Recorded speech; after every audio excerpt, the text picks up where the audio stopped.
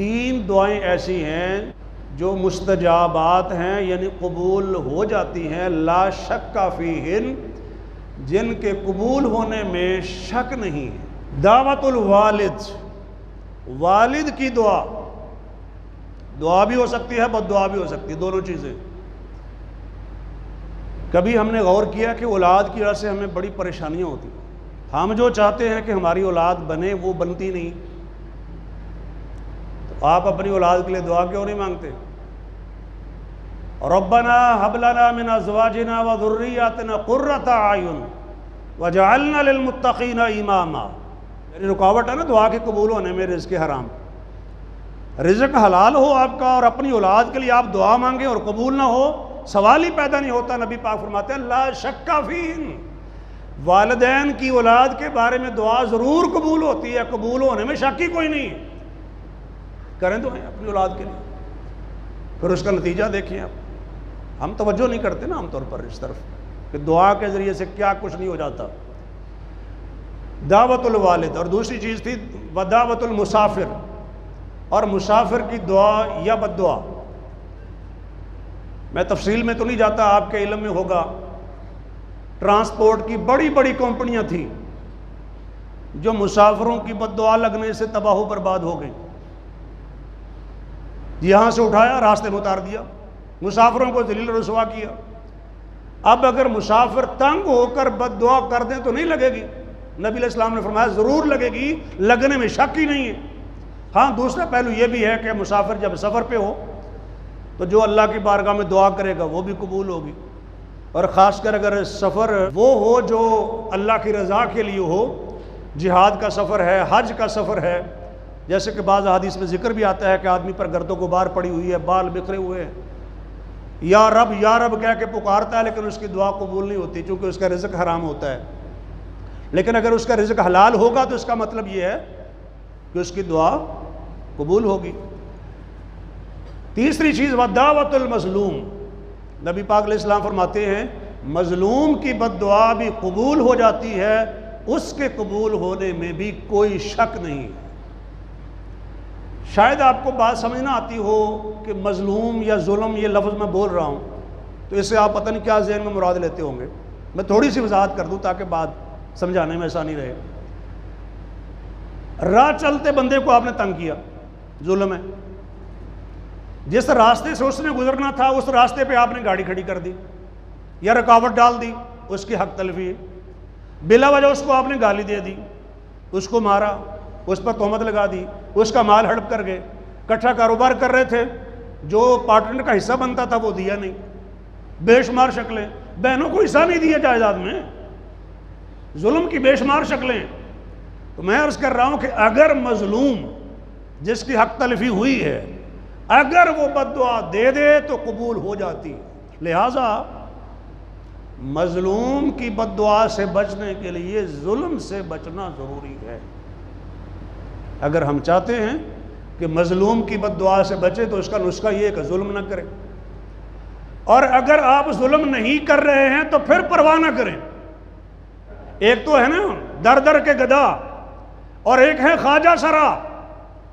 آپ کی سوسائٹی میں خواجہ سراؤں کی بد دعاؤں سے بھی لوگ بہت ڈرتے ہیں۔ اگر آپ خواجہ سرا پر ظلم نہیں کر رہے ہیں، ہجڑے پر ظلم نہیں کر رہے ہیں، وہ جتنی مرضی بد دعائیں دے ٹینشن نہ لیں، چونکہ مظلوم کی بد دعا قبول ہوتی ہے، وہ مظلوم ہے نہیں، آپ نے اس پر ظلم نہیں کیا۔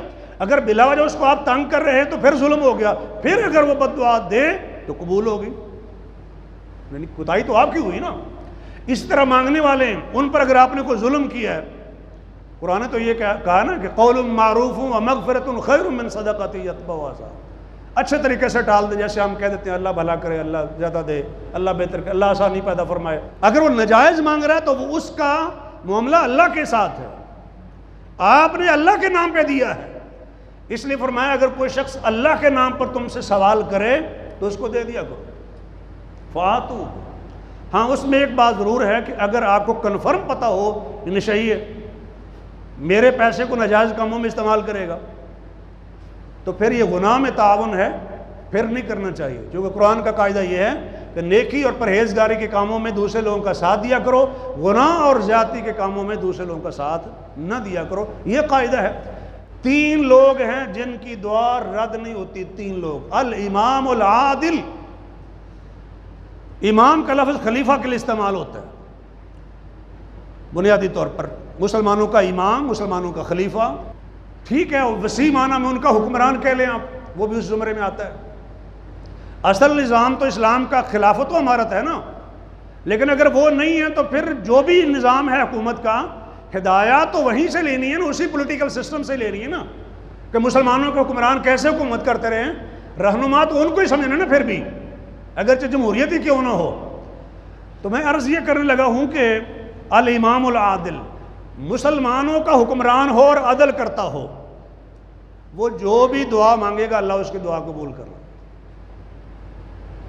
اگر ہمارا حکمران عادل ہو اور اپنے ملک کے لیے ہمارے لیے دعا کرے تو کیا خیال ہے قبول ہوگی نا؟ میرا ایمان ہے اور آپ کا بھی ہونا چاہیے، کیونکہ صحیح حدیث ہے، نبی علیہ السلام کے ارشاد اور فرمان ہے، ضرور قبول ہوگی. یا تو یہ دعا کرتے نہیں ہیں، یا اگر کرتے بھی ہیں تو چونکہ ظلم کر رہے ہوتے ہیں دعا قبول نہیں ہوتی، یا رزق حرام ہوتا ہے دعا قبول نہیں ہوتی. ورنہ حاکم کی دعا سے ملک، علاقوں کے علاقے سدھر جاتے ہیں اور سدھرتے رہے ہیں. اللہ کی مدد نازل ہوتی رہی ہے، تعداد کم ہونے کے باوجود، اسلحہ کم ہونے کے باوجود، وسائل کم ہونے کے باوجود اللہ کی مدد اور نصرت اترتی رہی ہے کہ نہیں اترتی رہی؟ اللہ تو وہی ہے، ہم بدل گئے. اللہ سے دعا قبول کروانے کے لیے کچھ کر نہیں رہے، اور مظلوموں کی بد دعا سے بچنے کے لیے جو کچھ کرنا ہوتا ہے وہ کر نہیں رہے ہوتے. الامام العادل. دوسری چیز، والصائم حتی یفطر، وہ روزے دار جس نے روزہ رکھا ہوا ہے، جب تک وہ روزے کی حالت میں رہتا ہے جو بھی دعا کرے گا وہ قبول ہو. دوسرا مفہوم یہ ہے کہ افطار کر کے دعا کرے گا تو قبول ہو.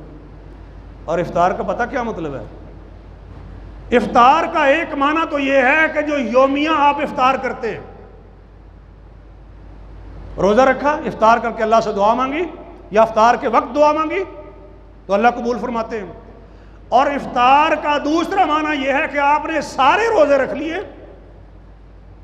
اندر کی صفائی ہو گئی، ایمان پختہ ہو گیا، نیکیوں میں اضافہ ہو گیا.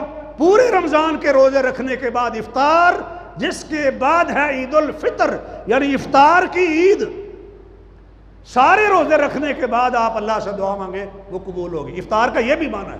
میں عرض یہ کر رہا تھا کہ وہ شخص جو روزے دار ہے، روزے کی حالت میں، اور روزے کی حالت میں نمبر 1 اور نمبر 2 یہ کہ افطار کرنے کے بعد اس کی دعا قبول ہوتی ہے. اور تیسری چیز جو ہمارا موضوع ہے، فرمایا کہ دعوت المظلوم، جو مظلوم ہے اس کی بد دعا. یہ بد دعا میں اس لیے ترجمہ کر رہا ہوں کہ سیاق و سباق یہی ہے، ورنہ دعا بھی ہو سکتی ہے، اللہ مظلوم کی دعاؤں کو بھی قبول فرماتے ہیں. لیکن چونکہ باقی حدیث میں عموماً بد دعا کا ہی ذکر ہے، اس لیے جہاں بھی دعوت المظلوم آئے گا تو اس سے مراد بد دعا ہی ہے.